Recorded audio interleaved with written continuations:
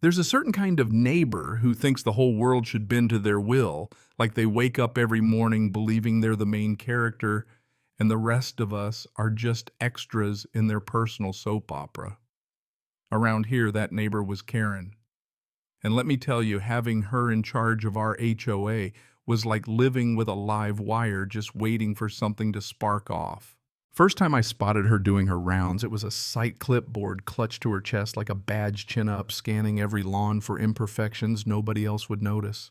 She'd march from house to house enforcing her own brand of justice with fines for anything grass too long, trash cans out of place, curtains the wrong shade of beige.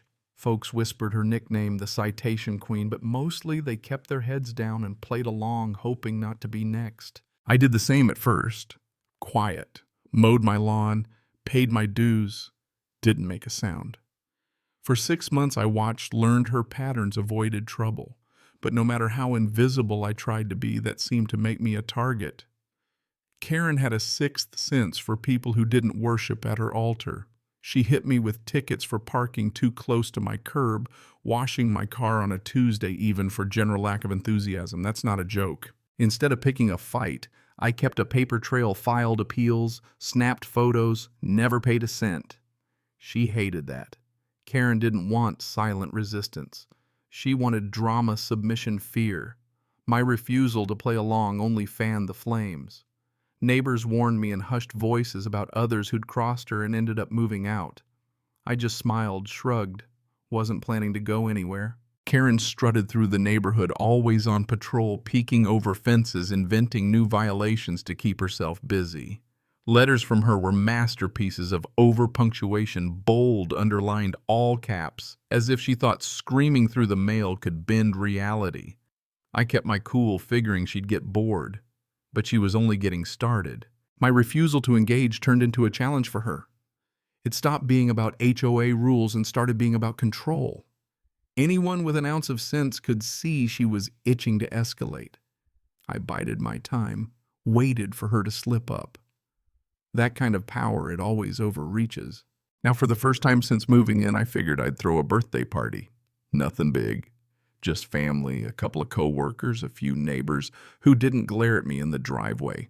Kept the plan simple, no loud music, no parked cars blocking driveways, no reason for anyone to complain. Even gave the HOA a heads up, not because I had to, just to be polite, and so there'd be a record. I thought maybe, just maybe it would earn me a little breathing room. But the second Karen got wind of it, she pounced. She called me up, voice dripping with that fake professionalism. She rattled off a list of fees that sounded made up: a guest exposure fee of $2,000, a presence declaration fee of $1,500 since she'd need to show up and supervise. To top it off, she demanded time during my own birthday party to deliver a speech on community wellness. It was like she'd invented a whole new level of extortion. Staring at my phone, I couldn't decide whether to laugh or scream. But I just thanked her, hung up, and knew there was no way she was stepping foot in my house. Didn't cancel, didn't pay, didn't ask again. Invited the folks who mattered, kept everything low-key and friendly. The day came. Decorations went up, snacks, out music barely above a whisper. Neighbors wandered in with cautious smiles. A couple coworkers showed up ready to relax. For the first time, the place felt warm, almost normal. And for a little while, I thought maybe we'd pull it off without a hitch. But then came the bang on the door, hard, sharp, like someone demanding an audience. Laughter died down. Everyone froze. I didn't have to look. I knew who it was. Karen started shouting before the door was even open, tossing around words like violations and immediate compliance, her voice echoing through the hallway. I cracked the door, saw her red-faced, waving her clipboard in the air.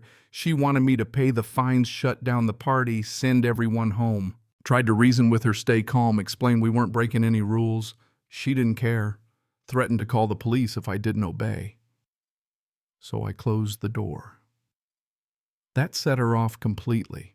The banging got louder, the threats nastier, her voice rising above the music. I told my guests not to worry, turned the volume up a notch, and we went right on celebrating. Eventually, the noise from outside stopped. A few minutes later, heavier knocking, a new tone. I opened up to find two police officers standing there, Karen beaming over their shoulders like she'd just won a prize. She told them stories about disorderly conduct, noise complaints, threats to community safety. The officer stepped inside, looked around, saw nothing but people chatting, laughing quietly, sipping punch.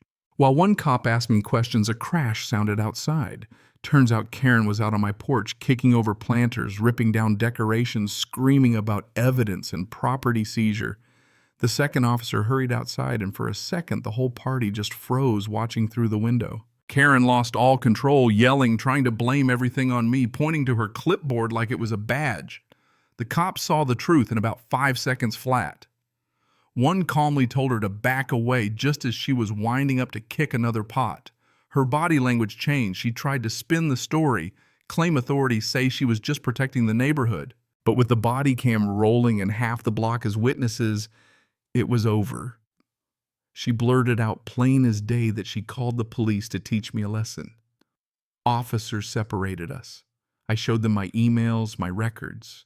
Karen got more and more frantic, tried to have me arrested, shouted about HOA jurisdiction like it was the Constitution. Didn't work. One of the officers told her point blank that she'd just filed a false report. The look on her face, panic and rage, fighting for space, said it all. She lunged for her clipboard, desperate for something to hold on to. They arrested her on the spot, false reporting trespassing, property damage. Neighbors came out with their phones, some filming, some just shaking their heads. Karen yelled all the way out to the street, swearing the neighborhood would collapse without her. In court, her big show fizzled body cam footage did the talking. The judge didn't waste time, 12 months in County 8 to serve 4 on probation. $18,000 restitution, court costs, and a no-contact order. Her HOA privileges gone pending review, but everyone knew it was over. Almost overnight, the whole place changed. No more tickets for petty stuff. No more angry memos. Meetings became actual conversations. People smiled at each other again. The porch Karen destroyed was rebuilt better than before, paid for with her restitution.